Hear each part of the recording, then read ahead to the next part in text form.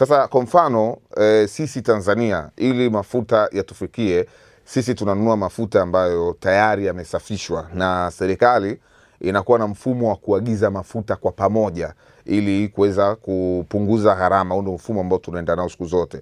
Sasa Tanzania tunanunua mafuta kutoka kwa makampuni ya nchi mbalimbali ambazo sisi ndo tunaagiza, ambapo hizo nchi, ili mafuta yafike kwetu, lazima hayo mafuta yapite pale Homs. Tunanunua mafuta UAE, tunanunua mafuta Saudi Arabia, tunanunua mafuta Oman, tunanunua mafuta Kuwait.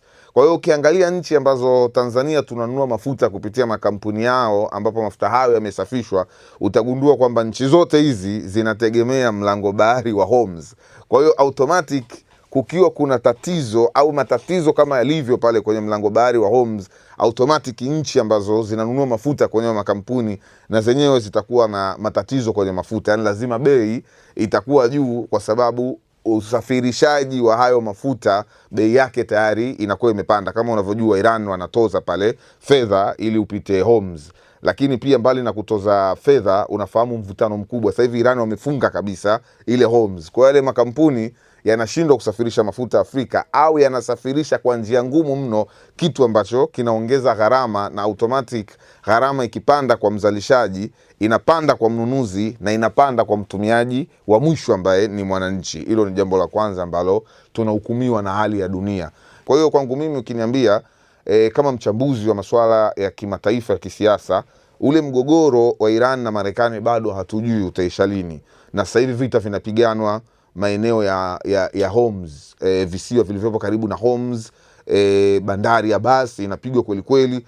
Kwa hiyo ukijaribu kuangalia vita vimeama malengo, pale Homs kitawaka kweli kweli. Na ndio maana nikasema ili swala la kupanda bei sio swala la serikali ya Tanzania, ili ni swala la dunia nzima, kulingana na mtiririko wa mafuta yanavyomfikia mtumiaji wa mwisho. Mimi nilisema wakati vita vinakaribia kuanza kwamba kama Iran akifunga mlango wake bahari wa Hormuz ama Homs, maisha lazima yatapanda, kwa sababu sisi tunaagiza mafuta mengi Mashariki ya Kati. Na kuna mtu anaweza kusema kwa nini tusichukue mafuta Nigeria? Nigeria wanachimba mafuta. Angalia Nigeria ilipo kwenye ramani ya Afrika, wako Afrika Magharibi, si tupo Afrika Mashariki. Kwa jiografia ya Afrika, huwezi kusafirisha mafuta kutoka Afrika Magharibi kwenda Afrika Mashariki kwa njia ya barabara. Mambo ya usalama, na huwezi kusafirisha mafuta mengi. Unaweza kusema kwa nini tusizunguke kutoka Nigeria? Gharama zitakuwa kubwa zaidi kuliko tunavyoagiza Mashariki ya Kati. Yani sisi tunatumia gharama ndogo zaidi kuagiza mafuta Mashariki ya Kati kwenye makampuni ya India. Tunanunua sana kwenye makampuni ya India,